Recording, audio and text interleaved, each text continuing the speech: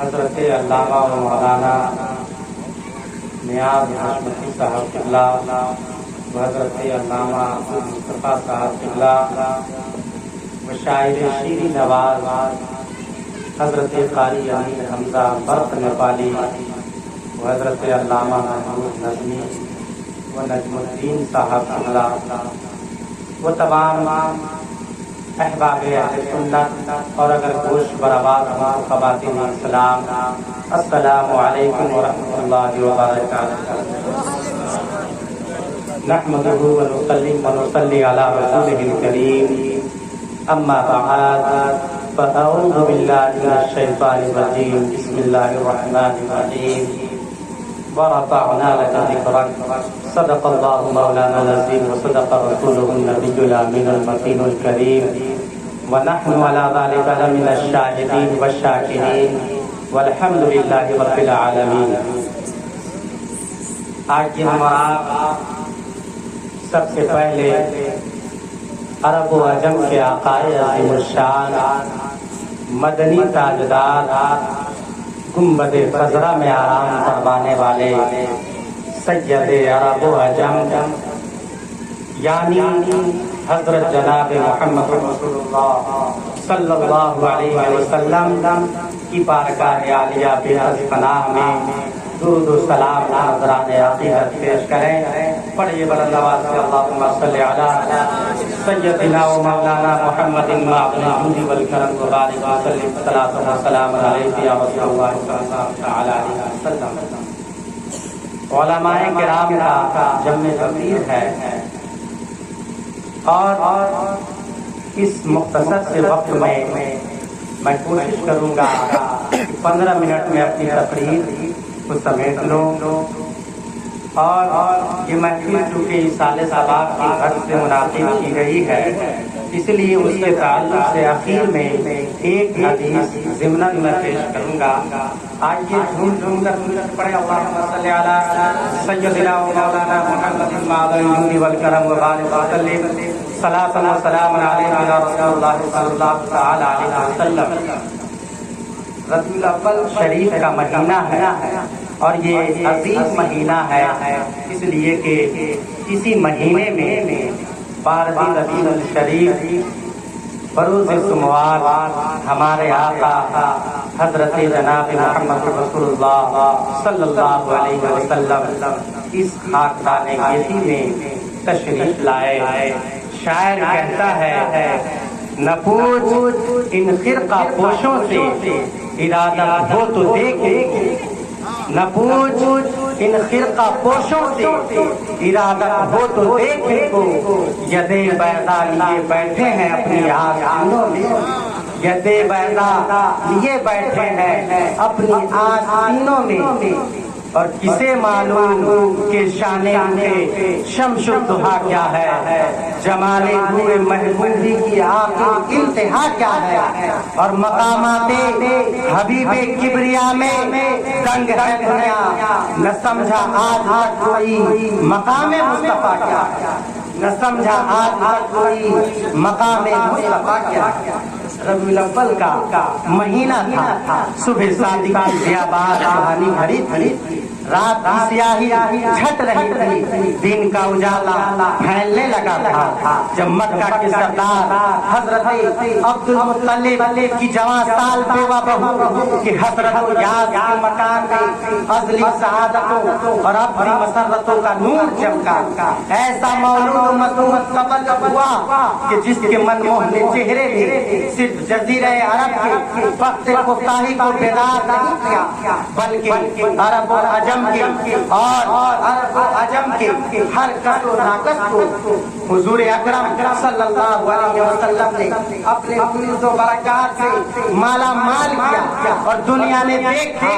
اور آج بھی دیکھ رہی ہے اور قیامت تک دیکھے گی کہ لوگ تعجب میں پڑ گئے کہ وہ انقلاب آفرین وہ جناب محمد رسول اللہ پیدا تو عرب کی سرزمین میں ہوا، لیکن پوری دنیا میں شرق سے لے کے غرب اور شمال سے جنوب اپنے ماننے والوں ایک ایسی قطاریں جمع کر دی کہ کہنے والوں نے کہا کہ کیا عجیب تاثیر ہے، کیا عجیب تاثیر ہے محمد عربی صلی اللہ علیہ وسلم کی سیرت میں، آپ کے اخلاق میں اور اسلام کی تعلیم میں کہ چند ہی دنوں میں صحابہ کی ایک جماعت تیار ہوئی۔ عزیزان ملت اسلامیہ، میں پوچھنا چاہتا ہوں کہ ایک قانون وہ بھی تھا جو کل امریکہ میں بنا اور ٹوٹ گیا، ایک قانون وہ بھی تھا جو کل فرانس میں بنا ٹوٹ گیا، لیکن یہ قانون آج تک اسلام کا نظام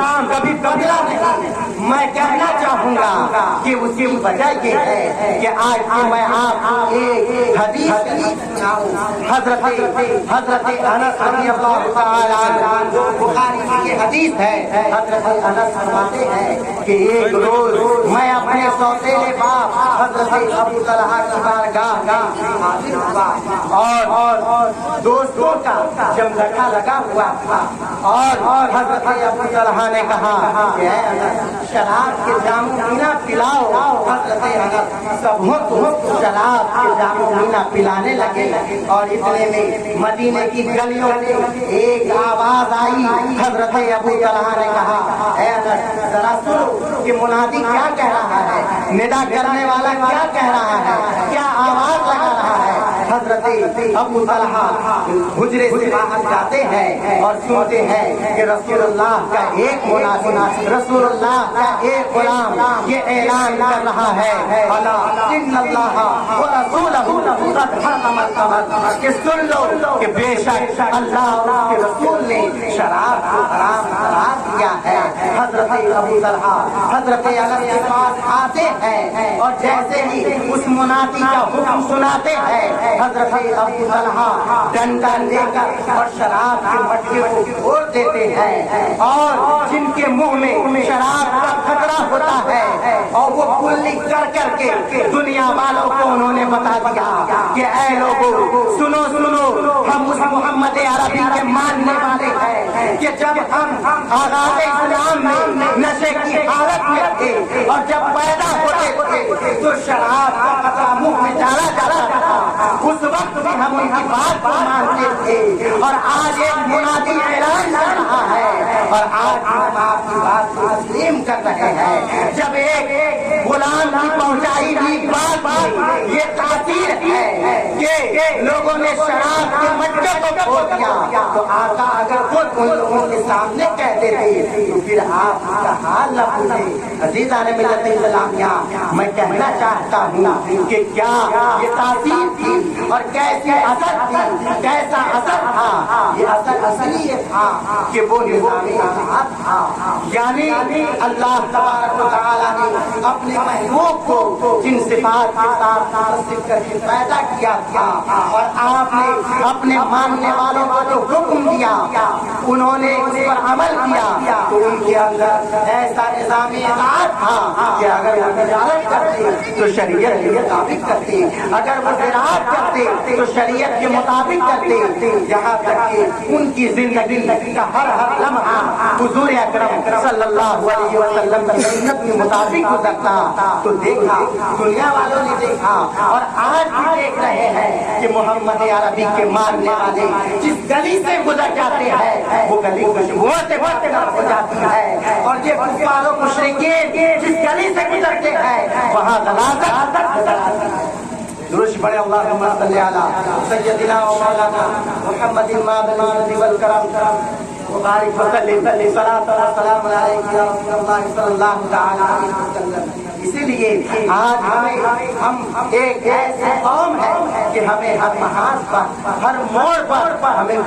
حال میں بیٹھایا جاتا ہے۔ میں پوچھنا چاہوں گا کہ یہ سوتیلا رویہ کیسا ہے کہ اگر ہم کہیں جائیں اپنے کام کے لیے تو ہمیں حال میں بیٹھایا جاتا ہے، اسی ڈر سے کہ یہ قوم ایسی ہے کہ ذرا اس کو چھوڑ دو گے تو یہ اپنی سلطنت قائم کر لیں گے، کیونکہ یہ محمد عربی کے ماننے والے ہیں، رسول وقار صلی اللہ علیہ وسلم کے ماننے والے ہیں، اور یہاں تک کہ ان کے اندر ایسا نظام اطاعت داخل ہوتا ہے کہ میں آپ کو بتاؤں صحابہ کرام جب روم کی گلیوں سے گزرے تو اہل روم نے سوچا کہ آج اہل روم کی عورتیں چھتوں پر کھڑی کھڑی اور دیکھ رہی تھی کہ آج اسلام کا لشکر آ رہا ہے روم کی گلیوں میں. پتہ نہیں کہ کیا ہوگا, کیا کہیں ہماری عزت پر انگلیاں اٹھائی جائیں گی یا ہماری عصمت دری کی جائے گی یا ہمارے ساتھ زیادتی کی جائے گی. دنیا والوں نے دیکھا اور آج بھی دیکھ رہے ہیں کہ جب لشکر اسلام روم کی گلیوں سے گزرے تو ان کی نظریں روم کے گھروں کے در و دیوار تک بھی نہ پہنچی. گھروں پر اس کی زینت کو کیا دیکھیں گے بلکہ اس کے در و دیوار پر بھی پہنچی. تو لوگوں نے کہا کہ یہ کیسا احتیاط تھا اور یہ کیسی تعلیم تھا. تو عزیزان اسلامیہ جواب آیا کہ کیسے ان سے گناہ ہوتا, کیسے ان سے شریعت کے خلاف کام ہوتا, اس لیے کہ ان کی نگاہوں کے سامنے ہمیشہ ان کی نگاہوں کے سامنے رسول اللہ کی سیرت پڑی, ان کی نگاہوں کے سامنے رسول اللہ کا اسوہ حسنہ ہوتا تھا, ان کی نگاہوں کے سامنے حضور کی تعلیم پڑی. یہ وہ غیر محرم عورتوں کو کیسے دیکھتے عزیزان اسلامیہ. لیکن آج بات یہ ہے کہ اگر جان بوجھ کر نہ دیکھے, اگر غلطی سے نظر پڑ جائے تو آدمی کے اندر خواہش ایسی پیدا ہوتی ہے کہ وہ دوبارہ مانتا ہے اور لہذا وہ مرتکب گناہ ہو جاتا ہے. اس لیے ہمارا ایک ہی مقصد ہے اور جتنے انبیاء کرام تشریف لائے سب کا مقصد ایک ہی تھا اور وہ امر بالمعروف اور نہی عن المنکر, لوگوں کو بھلائی کا حکم دینا اور برائیوں سے روکنا. اور جب حضور صلی اللہ علیہ وسلم کی نبوت آپ پر تمام ہو گئی تو یہ ذمہ داری آپ نے اپنے وارثوں علماء کرام کو عطا فرمائی. اور میں یہ سمجھتا ہوں کہ جو آدمی شریعت کے مطابق اپنی زندگی گزارتا ہے وہ دنیا میں بھی خوشگوار ہوتا ہے اور قبر میں بھی اس کی قبر خوشبوؤں سے معطر ہو جاتی ہے اور وہ قیامت کے دن بھی حضور اکرم نور مجسم صلی اللہ علیہ وسلم کے سائے میں ہوگا. اس لیے حضور اشرف العلماء فرماتے ہیں کہ شفا بیمار پاتے ہیں تیری سرکار اعظم سے, مسیحا مدینہ تیرے دامن کی ہوا کیا ہے, مسیحا مدینہ تیرے دامن کی ہوا کیا ہے. درود شریف پڑھیں اللہم صلی علی سیدنا مولانا محمد المعظم والکرم وبارک وسلم صلاۃ و سلام علیک یا رسول اللہ صلی اللہ تعالی علیہ وسلم. اسلامیہ حضرت ابراہیم خلیل اللہ جب خانہ کعبہ کی تعمیر سے فارغ ہوئے اور اللہ تبارک و تعالیٰ کے حکم سے جب آپ خانہ کعبہ کی تعمیر سے فارغ ہوئے تو آپ نے اخیر میں ساری امت کے لیے خدا کی ساری بھلائی کے لیے اللہ کی بارگاہ میں یہ التجا پیش کی کہ اے خدا تو ایک ایسا نبی پیدا فرما کہ جو صرف تیری آیت کی تلاوت کرے اور جو حکمت کی تعلیم دے اور یہی نہیں بلکہ اس کے معنی سے لوگوں کو آگاہ. اور تیسری بات جو انہوں نے اپنی دعا میں کہا وہ یہ کہ وہ ایسا نبی ہو, وہ ایسی صفت کے ساتھ متصف ہو جو لوگوں کے دلوں کو گندگیوں, فسق و فجور, حسد و جلن اور ایسی چیزوں سے دور فرماتا. عزیزان اسلامیہ خود حضور فرماتے ہیں انا دعوت ابی ابراہیم, میں اپنے باپ ابراہیم کی دعا کرتا ہوں. حضرت ابراہیم علیہ السلام نے یہ دعا کی اور اللہ تبارک و تعالیٰ نے آپ کی دعا قبول فرمائی. اور لقد من اللہ علی المؤمنین سے الی آخر الآیہ آپ کو بشارت دی، خوشخبری سنائی کہ بے شک اللہ نے بڑا احسان فرمایا مومنوں پر کہ انہیں میں سے ایک ایسا رسول پیدا کیا جو صرف اس کی آیت کی تلاوت کرتا ہے اور کتاب و حکمت کی تعلیم دیتا ہے اور لوگوں کے دلوں کو ستھرا فرماتا ہے۔ عزیزان اسلامیہ، جسٹس حفیظ کرم شاہ غنی سیرت الرسول ضیاء الدین فرماتے ہیں کہ یہ دونوں آیتیں ترتیب کے لحاظ سے، معنی کے لحاظ سے ایک ہی ہے، لیکن ترتیب کے لحاظ سے فرق ہے۔ پہلی آیت میں جو حضرت ابراہیم علیہ السلام کی دعا ہے اس میں یزکیہم کو نمبر 2 پر لایا گیا، اور جب آپ کی دعا قبول ہوئی تو اللہ تبارک و تعالیٰ نے یزکیہم کو نمبر 3 پر لایا۔ مطلب یہ ہے کہ دل جب تک ستھرا نہ ہوگا قرآن کی تعلیم سے فائدہ نہیں، دل جب تک ستھرا نہ ہوگا سنت کی تعلیم سے فائدہ نہیں، دل جب تک ستھرا نہ ہوگا سنت رسول پر عمل کر کے فائدہ نہیں، دل جب تک ستھرا نہیں تو ظہر کی نماز پڑھ کے فائدہ نہیں، دل جب تک ستھرا نہ ہو تو 5 وقتہ نماز پڑھ کر فائدہ نہیں، دل جب تک ستھرا نہ ہو تو حج کر کے فائدہ نہیں۔ مطلب یہ ہے کہ دل جب ستھرا ہو جائے تو فجر کی نماز ادا کریں، دل جب ستھرا ہو جائے تو ظہر کی نماز ادا کریں، دل جب ستھرا ہو جائے تو عصر کی نماز ادا کریں، دل جب ستھرا ہو جائے تو مغرب و عشاء کی نماز ادا کریں اور دیگر اعمال صالحہ کریں، اور جب دل اس سے بھی زیادہ ستھرا ہو جائے تو لا موجود الا اللہ کا بھی کریں، لا معبود الا اللہ کا بھی کریں، لا مشہور الا اللہ کا بھی کریں، اور لا الہ الا اللہ کا بھی کریں، اور دل جب بالکل پاکیزہ ہو جائے تو اپنی زبان سے محمد الرسول اللہ سے پڑھے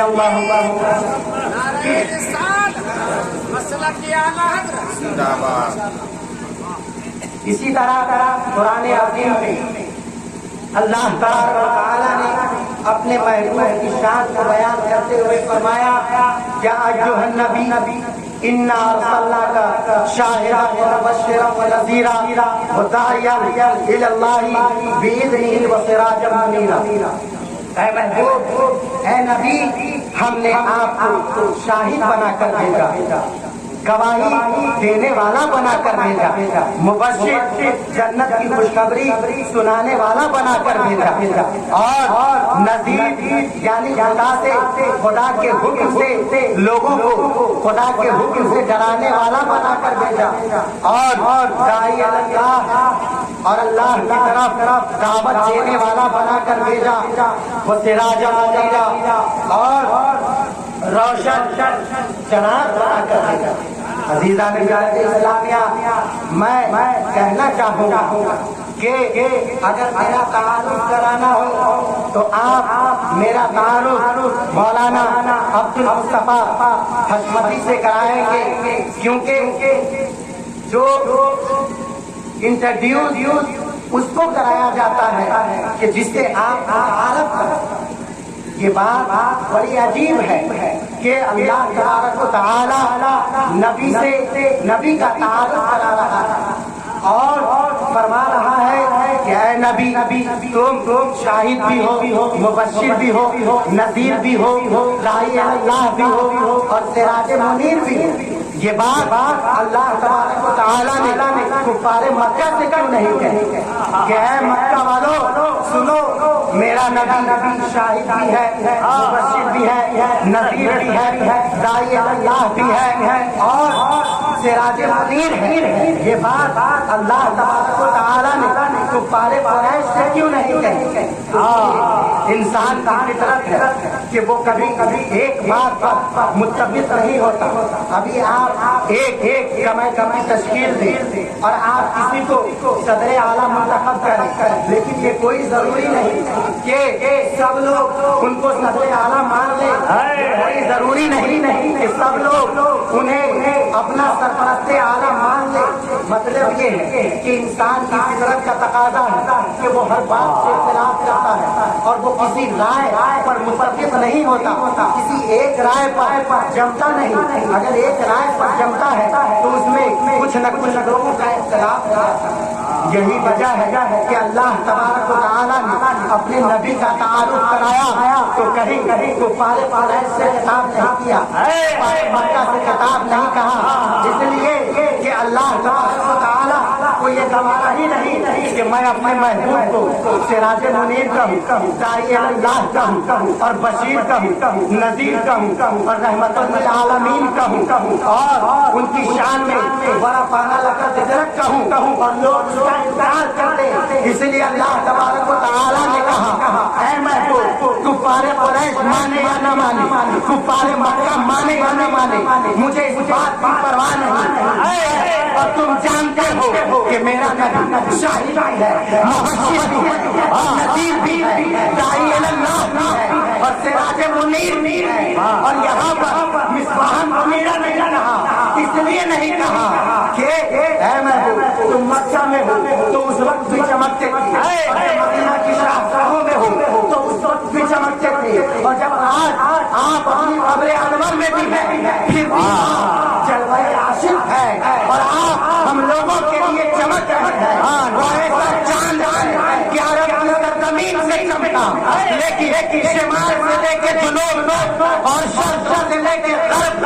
اور ہر محلہ اور ہر دریا میں اسی کی عظیم البرکت مجددین و ملت امام عشق و محبت قادری بریلوی فرماتے ہیں کہ عرش پہ تربا دھوم دھام,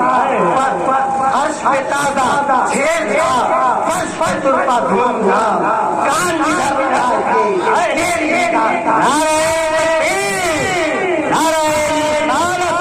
مسلک اعلیٰ حضرت فیضان حضور اشرف العلماء نعرہ تکبیر. ملت اسلامی اسی طرح آیت کریمہ میں فرمایا یا ایھا النبی, اور اللہ تبارک و تعالیٰ نے اپنے نبی کو لفظ یہاں سے پکارا, اور علماء جانتے ہیں کہ حرف ندا 5 ہے اور یا بھی یہاں حرف ندا ہے. تو